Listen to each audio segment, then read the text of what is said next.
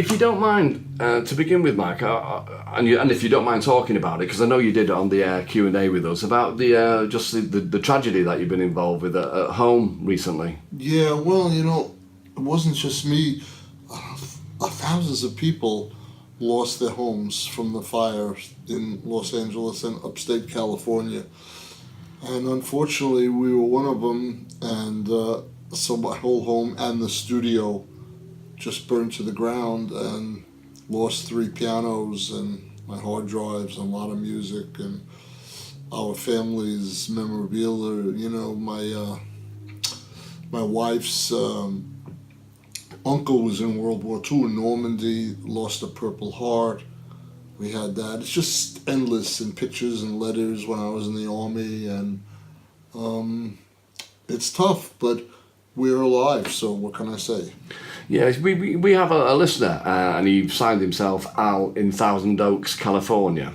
Oh yeah, very close to me. Right, and when it all happened, when the fire started, we used to hear from him all the time, like every show, and we just didn't hear from him, and we were worried. We put out a call on air just to say, "Are you okay?" And it was around about 2 weeks later. Thankfully, he did get in touch. He'd been evacuated, but he went back, and his house, unlike yours, was standing and hadn't been touched. But how do you deal with that? I can't even begin to imagine. And you're doing this tour as well, which is incredibly brave. Well, here's what happened.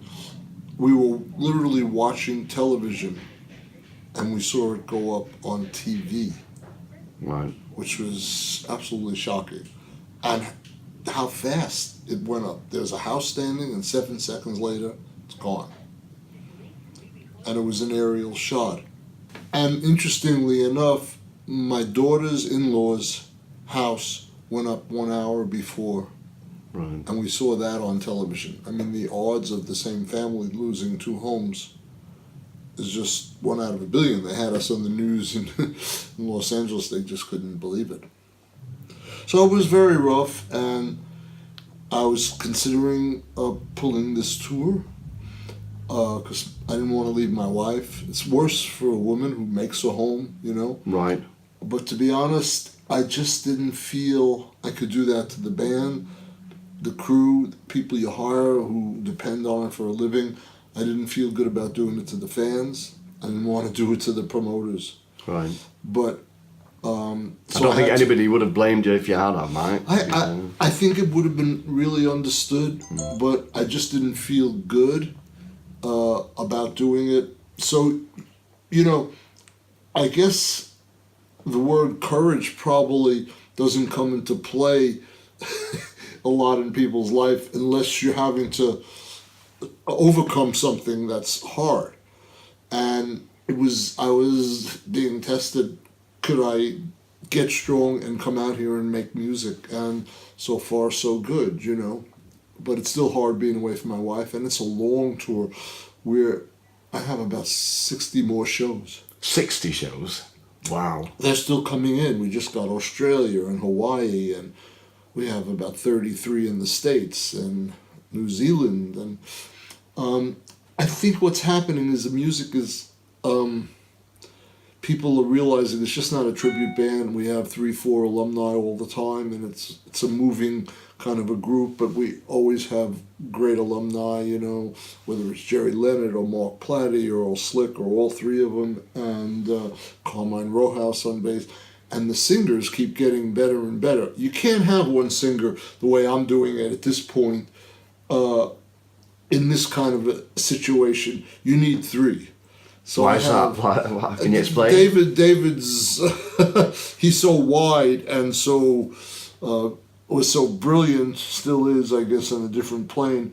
And so we have Bernard Fowler, who's an amazing singer.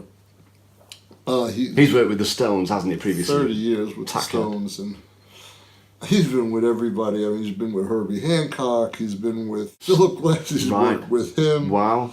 And he's a great singer. Really owns the music, captivates the audience. And I brought on another great one who's with Living Colour. His name is Corey Glover. Oh, of course, yeah. A great singer. Yeah, he's very good. And we have Joe Sumner, who's Sting's son, and he's a great singer.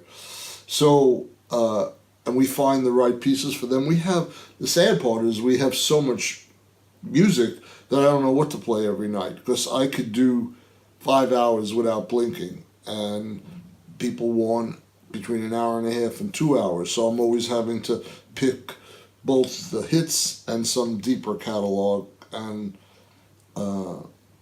so I can have a nice balanced show, but I'm always moving a few around to keep it exciting for us and for the audience. But David was such a great songwriter that one wants to hear these songs sung. Let's say he was not a performer and he just wrote songs. It still would be worthy of a tour because they're great songs. Oh, yeah. What makes it hard for me is I don't have David singing them, but that I can't fix. I could fix a lot of things, but I can't fix that. So you do the next best thing. Like Gershwin wrote songs, he had Frank Sinatra sang them, Tony Bennett, Sarah Vaughan, Ella Fitzgerald, Carmen McRae.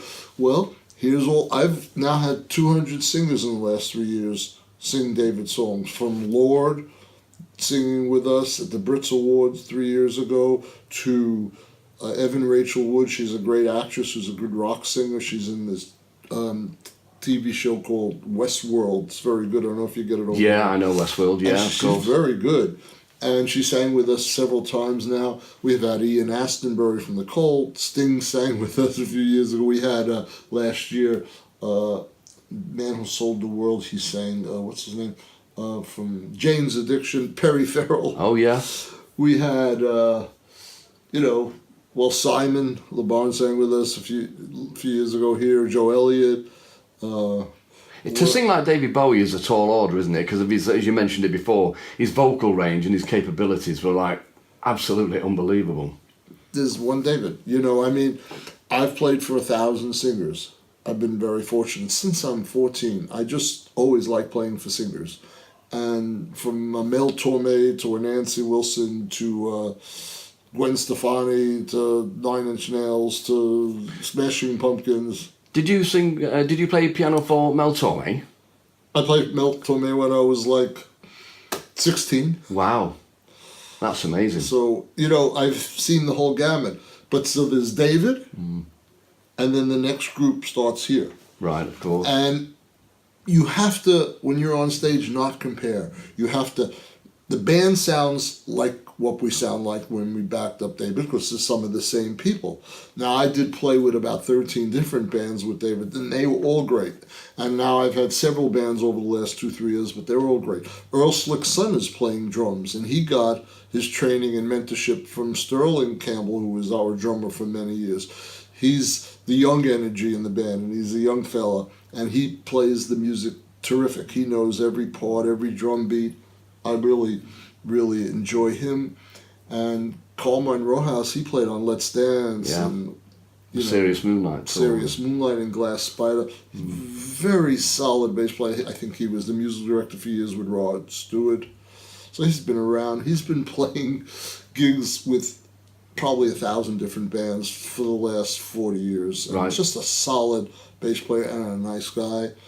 Mark Platty, who you just met, he produced the Earthling album and ours. Very solid guitar player.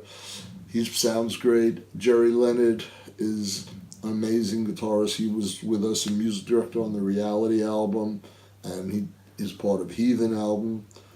And Earl Slick had been sick, but he'll join us in London tomorrow. Right. He was sick for this week, but he'll be with us starting tomorrow. If you look at it, I'm right in saying that you're the musician who was with David Bowie for the longest span of his career. It's scary to think that, because I was hired for 8 weeks. Really? So, and there was a long stretch of time where I was playing jazz, and I wasn't with him through the 80s. But, I was with him in the heyday in the 70s, and then, of course, I ended up doing his last tour, and I played his first American tour, the Ziggy Stardust tour. It's over 1,000 shows. And now with release of more and more albums that I'm on that were not released, it's at least 19 albums I've played on. And who would have known? Amazing. Would you mind telling us about the audition with Mick Ronson? Yeah, I was telling this in Glasgow last night. It's like I'm sitting home giving a piano lesson in Brooklyn, and the phone rings, and it's David's manager, and I don't know who David is. But it sounded fascinating. So they said, can you come down to Manhattan, which was 20 minutes from my house, to RCA Recording Studios and audition.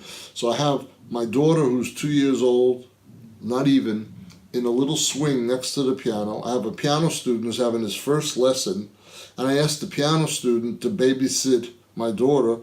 I don't even know the guy. My wife is working. She wanted to kill me when she found this out. I ran to Manhattan, sat down at the piano. Mick is sitting there.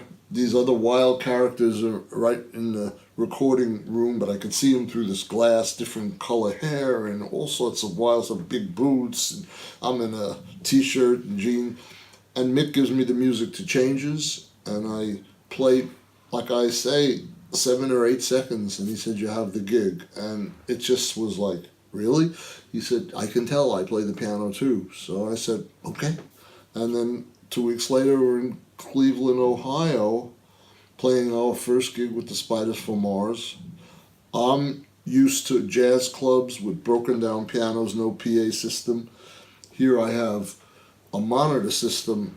I actually said to the guys, can you turn the PA towards the audience? They said, no, this is your monitor system. There's the PA, and they pointed up. Like the mountain in front of you. And I said, oh, this is a new set of rules. So right. My whole life changed because of that 8-week gig. And how did you fit in? Because obviously the Spiders were three Yorkshiremen.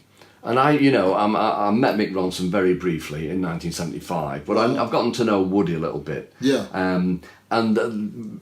Great sense of humour, very, very northern outlook on life, as I understand it. Yeah. How did you fit in with the Spiders, coming from not only a different continent, but also a different musical background?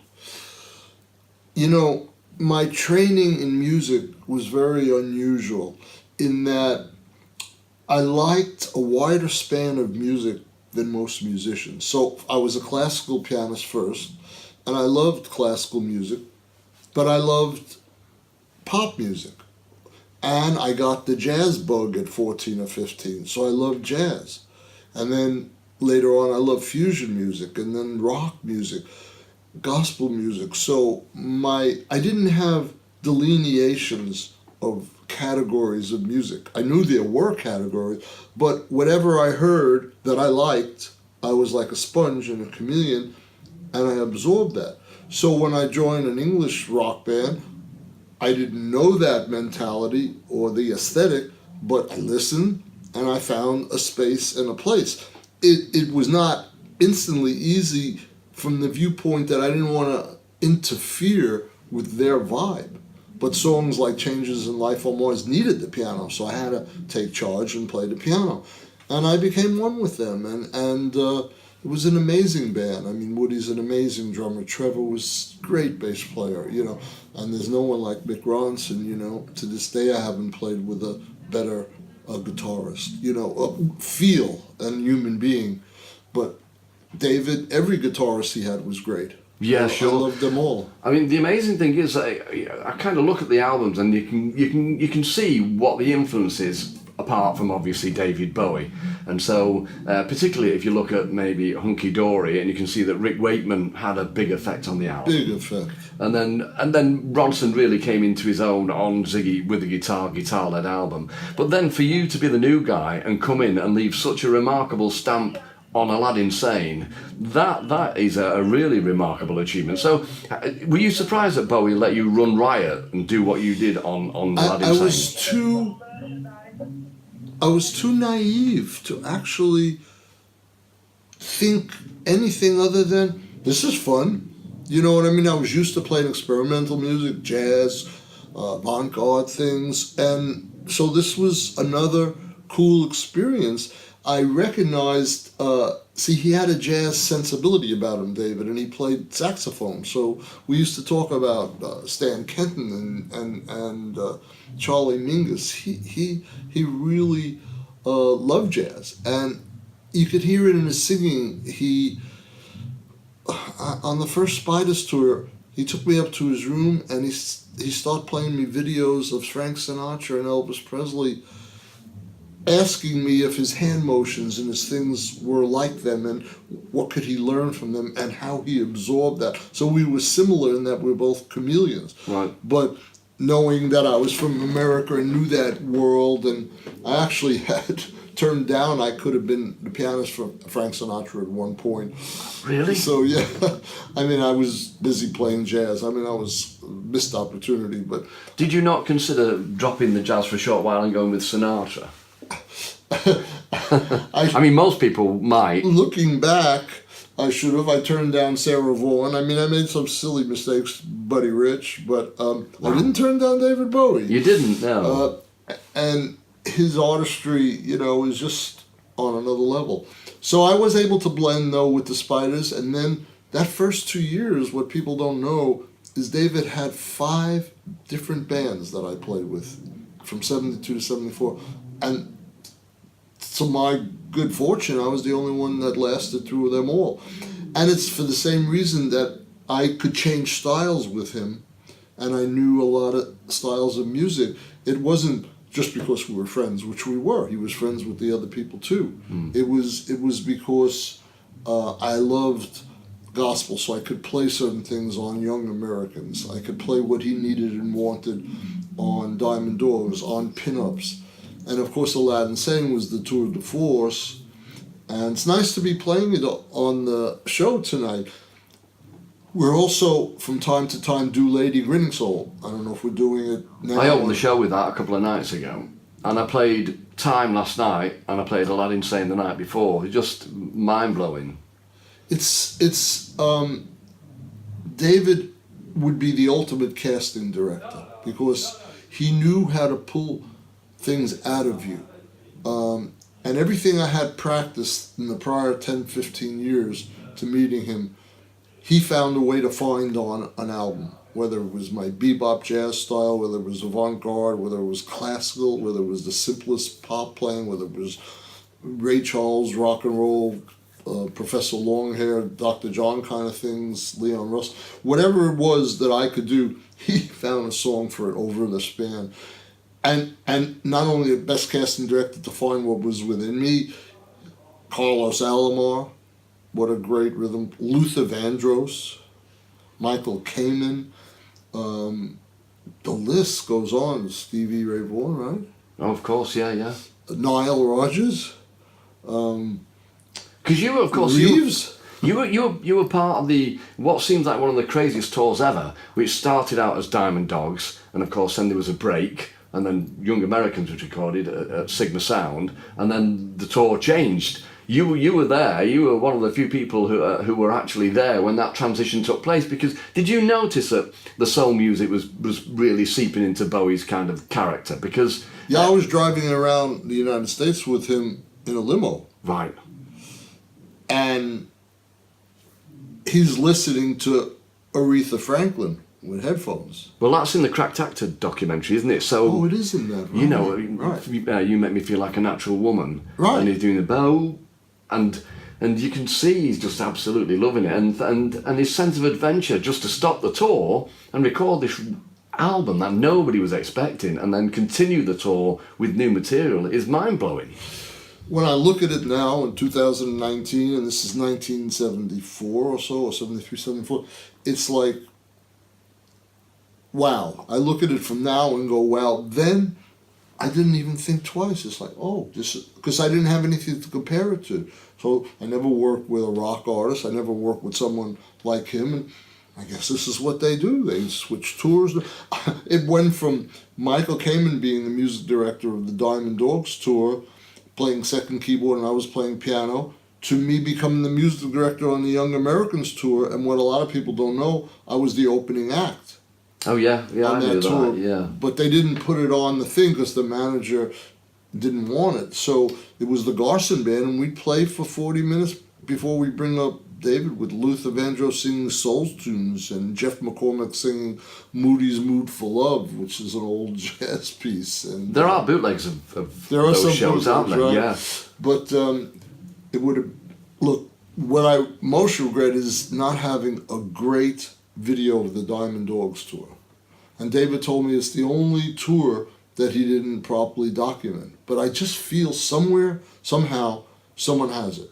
Do you know, we were talking about there the Cracked Actor documentary, which Alan Yentob made for the BBC, and I worked for the BBC, and it was probably around about 20 years ago. Alan Yentob was going to do a Q&A in our building, BBC North, on Oxford Road, since gone. And so I said to one of my friends, I said, will you ask him a question on my behalf? He said, yeah, okay. So I said, will you say to him, if you can find the rest of the live footage from the Diamond Dogs tour that appeared in Cracked Actor, there's a butty in it for you, which means I'll give you a backhander. It was a cheeky kind of question, but he admitted they filmed those shows. I think it was at the Universal Amphitheatre, was it that it might have been filmed, and they took what they needed for Cracked Actor and got rid of the rest. So they filmed most of that show and for some reason didn't keep it, which the BBC is notorious for. Are they? Yeah. Oh, there's legion stories, of Hendrix sessions being found in skips because there wasn't enough shelf space. I'm talking about the late 60s there. But it's happened continually. It doesn't happen now because the BBC and everybody are very aware of what archive means and how valuable it is. But at that point in time, they thought, well, I've got this 1 hour documentary, we don't need that. And that hurts. That's crazy. Yeah, it is crazy. Wow. Yeah, it was a very expensive tour. Could you describe the set? Because it's not been very well documented anywhere, really. There's one great photograph of the sound check, and particularly David and Earl Slick, and you can see the buildings behind them. But can you describe the construction? They brought a guy who was a Broadway guy. I forget his name, Jules? Or famous Broadway director. Right. To come out to a rock tour. And we should have been in each city for a week to a month. And we'd be there a day or two, and they're ripping this thing down. Yeah. And then setting it up. It took 2 days to set up, and then you get to the next city. The scaffolding and the look and the buildings, and he's in like a space capsule over the audience. Yeah. It got stuck one time, as people know, but it was moving, and we were almost like a pit band. We were down. You weren't supposed to be seen, were you? We weren't. You could hear me for sure because the records and the live recordings show that, so they had no problem getting the sound, but it was very weird being not seen because a rock band is on stage normally. But this was theater. There is a story about Herbie Flowers. Bless him, an amazing fella. But every now and then he'd he'd stick his head out while he was playing and put it back in again before David saw him, because, again, old school, he'd played in all these bands in the 60s and Blue Mink and all of these guys. And to him, it was a complete anathema not being stood behind the singer and rocking out. And so, to be behind a curtain or, a prop. Is he still around? Herbie is, yeah. Wow. He was great to play with. He was a very good upright jazz player. Well, yeah, he played on Walk on the Wild Side, didn't he? Yeah, He did the sliding bass on that. Sound, those tenths that he did. Yeah, so he was a very special bass player, and I think there was a drummer, Greg Arico. I think he's in San Francisco now. He's in the sit-in when we hit San Francisco in the States. He played on the Diamond Dogs tour. Because Tony Newman played on it, didn't he? Tony Newman's played. Greg played. No, he played. Tony Newman jumped ship, didn't he, with Herbie Flowers? Right. And when he jumped, Greg Arico came in with. I can't remember, somebody else. That's what happened. Right. Yeah, but they were. I'm telling you that I never played with a bad drummer with David, never played with a bad bass player. And like I said, in the 12, 13 bands I played with, I'm trying to keep that tradition now. Yeah, of course. The first year, Sterling played drums with us, and Gail and Dorsey on bass.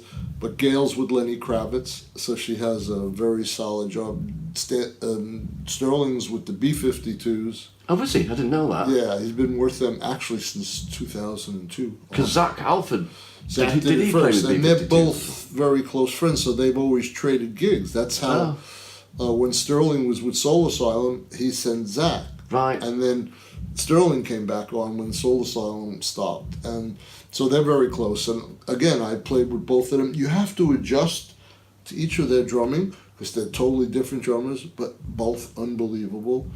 And you have to learn to sort of not compare with musicians. It's one of the hardest lessons because you find the sound of something you like, so you prefer it. But basically, you have to take people for what they are, as long as they have a certain level of expertise, So. Well, you having been with so many different lineups, if you couldn't adapt or accept what else was going on around you, you'd be in trouble, wouldn't you? Because as you say, so many different musicians that you played with Bowie.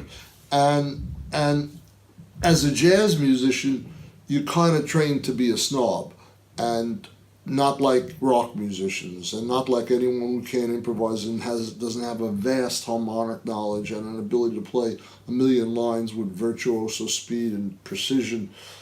And unknowingly, when you live in that world, you start to separate out from others and become us and them.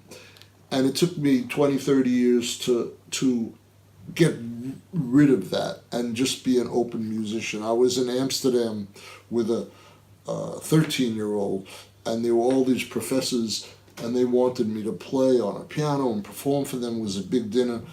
And this little girl comes over with a little amplifier, and she brings over a keyboard this size to me, and she plugs me into GarageBand and on the computer, and she says, "Let's jam." And I had a ball with her. Wow.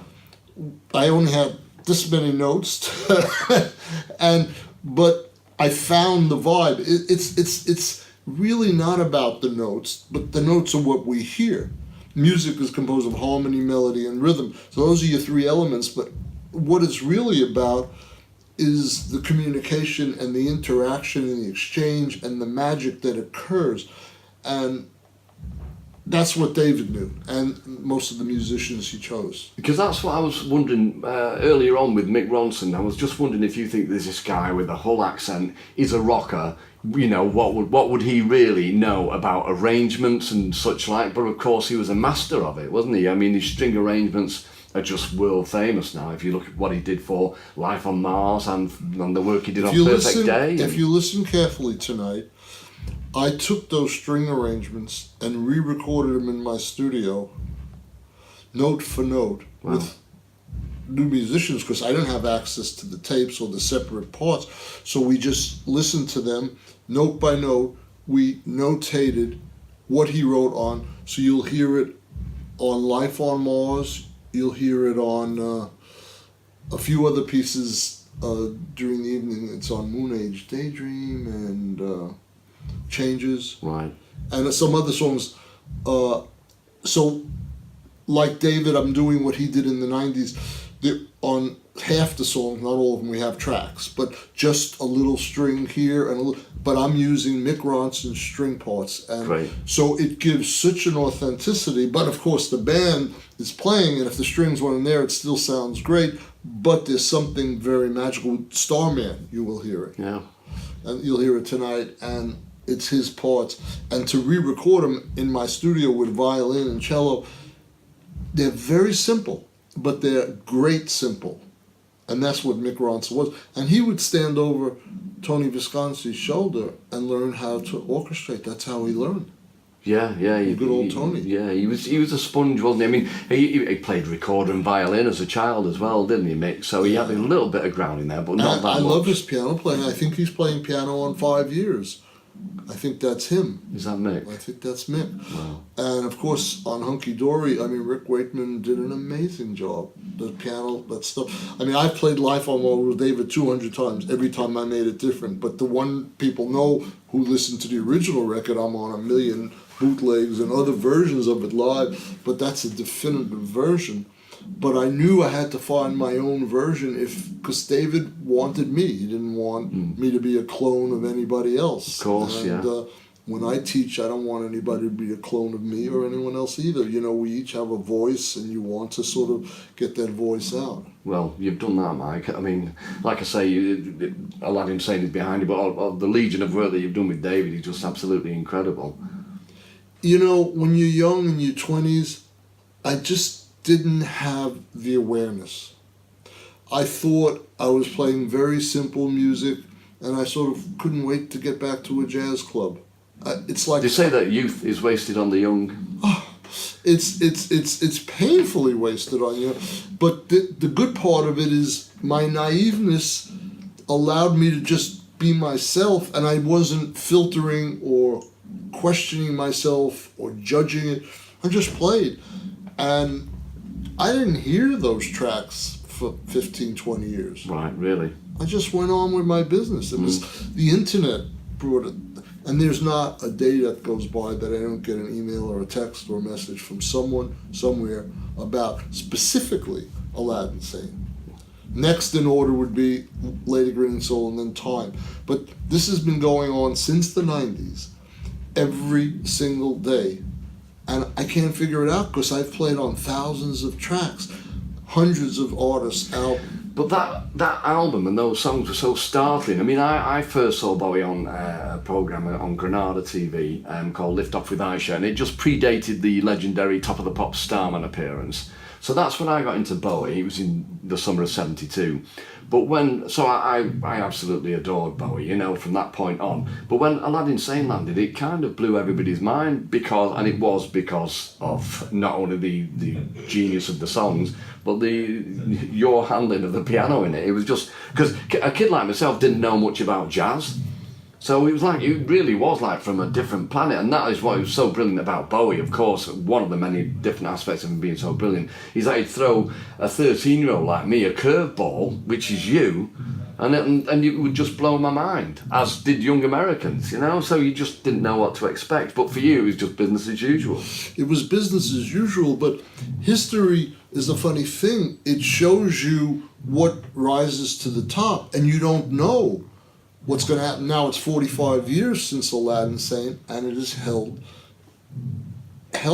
its strength. But I didn't know that. No. And like I'm saying, in a good way, it's good that I didn't know, because maybe it would have gone to my head and the power and turn out to be another asshole, Well, that hasn't happened. But so I was lucky enough to meet David quite a lot through my job. And the thing about David that I was kind of most fond memory of is his sense of humour. Oh, it's a great sense of humour. I mean, I mentioned to you before that you and he and the guys, Mark Platty amongst, it was when Page Hamilton was playing guitar for you. Oh, yeah. And we did the session at Maida Vale, and I brought along a deerstalker hat, and David took it off me. He had a long coat on, he took it off, and so wore it for a lot of the session, just goofing about. Now I remember. Yeah, I got it. I mean, you must have again just hundreds of stories of his wicked sense of humour, mischievous, and when him and Brian Eno would get together when we were recording the Outside album. Yeah. And then there's me and Reeves being American, and there's these two English intellects talking like it was another language to us. We didn't know what the hell they were saying. The story is that Peter Cook and Dudley Moore. Right. Well, they had Pete and Dud in the 60s, which were two very dour working class men. But then they took it to a different level in the 70s, which was Derek and Clive, which was when they both got really, really drunk in the studio and were just coming out with the filthiest, most outrageous stuff you could ever hear. And Brian Eno tells it like most of the time when they would have a conversation, they would slip into Pete and Dud. So maybe that's what they were doing around you and you didn't recognise it. But if you check out Derek and Clive... I'm sure they were, because I know a little about those comedians, and, right. and David would go see them. Right. He loved them. Yeah. And when we were in the bus, we always watched The Office when we were on tour. Right. And when they brought it to the States, they had a different actor. It's okay, but nothing like with Ricky. There's a great story out of that, and you might be able to corroborate this. He was really mad. We know he's mad on Monty Python, but also the Ruttles first aired, and I think it might have been the same night that you played Madison Square Garden. And the story is, could be wrong, that David made sure the show finished early so he could get off and watch the Ruttles on TV. I think it's true. He liked that sort of off-the-wall humor. The song Slip Away is based on that guy. Uncle Floyd. Uncle Floyd. Yeah. I saw some YouTubes of that show. It's the most absurd show. He's making little animal figures and people figures from clay, so unprofessional, falling apart, hysterical. He'd sit at the piano and play old-fashioned piano and sing, and David and Iggy, they would just watch the show. The weird thing was actually that the Sales brothers, Tony and Hunt Sales, their dad was Soupy Sales, wasn't he? No. So he loved all that. Yeah. And it had slapstick with other stuff involved. So yes, he had a great sense of humor. David off the stage was David Jones. He didn't carry the rock star off stage. He might have looked at it for parties and things of that nature, but when we were on the bus together, it's just like talking to you now. It was no different, and he could talk about anything. He was interested, he was funny, and you would forget that it was David Bowie. I know when he came in on one occasion to see us on Radio 1, he arrived early, and so he went into our office, and he was on the reality tour. Was that on that tour? He was on the day that they played the MEN Arena. Oh, yeah. And it was being filmed. You will probably remember this. It was a documentary being made of David off stage kind of thing and hanging out with you guys. And apparently he was romping around our office, opening drawers, taking things out, putting hats on. He picked up a Viz annual, which is that crude kind of adult comic, which he absolutely loved. And there was footage of him, and then there was footage of him on air with Mark Radcliffe and I. And apparently it was going to be released as a DVD alongside the reality show. But then somebody saw it, somebody high up. There's nobody higher up than David, but he obviously took advice and he said, "No, you're too normal. You kind of debunks the David Bowie myth if you're just gagging around and, you know, rummaging through my desk drawers and everything." But somewhere that footage does exist of him being exactly what you've just said, being David Jones. Yeah, that's what he was. It's a wrong call on the guy's part because people want to see that. Yeah, and, I want to see it. Right, he's a guy that, because I played with so many artists, he was free. He almost had a Buddhist attitude. He wasn't attached to fame and stardom. He had it all. He knew what it was. He stuck in it in the early days. Something through life got him out of it, and it was like, this is what I'm doing tonight. It was a gig. He'd come in, be that persona, do it unbelievable. But as soon as it was over, he was back to being David Jones. I think, you know, I did the last interview with David whilst he was still working. So it was a couple of weeks before the very last show. And I met him in London, and I went with Blam, and he was not interested in talking about the album reality. He wasn't bothered about talking about the tour. He just wanted to have a laugh. And he came out with this thing saying, even before we'd start the interview, he said, "There's a knock on the door." So I said, "Oh yeah, who was it?" He said, "It's John and Paul." I said, "All right." He said, "Yeah." He said, so I invited them in, and they said, "We want to form a band with you." So I said, "Right, okay, fair enough. What can we call it?" So he said, "I came up with David Bowie and the Beatles." He said, and we agreed to do it. He said, and then they went away. And then he said, and then do you know what happened then? I said, "No." He went, "Nothing. Typical Scousers." He was just making it up. He was just not interested in talking. Well, he wanted to talk about the fact that they've just found seahorses in the Thames. That really excited him. Not the fact that he was playing to however many millions of people on this massive tour. He wanted to talk about seahorses in the Thames. I've seen that at least 100 times, so it's not fake. That's what I liked about him. He when he wasn't feeling the show, or he was tired on a tour from too many concerts, or he was ready to write a new album and we still had 10 more shows to do, his honesty came out, and he couldn't hide it. He would say it wasn't a good show. He would even know when I was phoning it in versus playing inspired. Right. That's a gift. And I guess it sums down to honesty. He was a very honest guy. And, you know, for whatever he has learned since he's left this plane. He probably sees other things, but when he was here, he said it like it is. Whether it was absolute truth or not doesn't matter. He sort of was telling what he saw, which a lot of people saw, and a lot of the words are prophetic, and a lot of the things he said about computers. He called me one day in the 90s, he says, you got to do this, and you got... I didn't know what he was talking about. I said, David, I'm composing music, leave me alone, you know? No, Mike, this is where it's going. You got internet, it's called the internet, and you got... Then all of a sudden, he's winning a Yahoo Award, and we're doing Wild as the Wind together, me and him. And so, no, I mean, I'm still learning about the guy. I'm still learning. I don't know every one of his songs, so I'm still finding things in his catalog. And some are rubbish, but many are great. Many are great, and not haven't been played. Right. So I have a goal down the line to maybe do a 3 or 4 day festival with the serious fans somewhere on some island, 4-hour show each day, and just go through like 120 songs. That'd be amazing. You know, I don't know how to pull it off, but it's something I've been thinking about. It worries me when I start thinking about something I want to do in a year or two, because we do share that thing that we're in the moment, you know. Fortunately, this is the beginning of the tour, so I'm still okay. Talk to me in 40 shows. I don't know. Yeah, you've got the road stretching out ahead of you there, haven't you? I mean, this will be about the 100th show I've done since he passed. Right.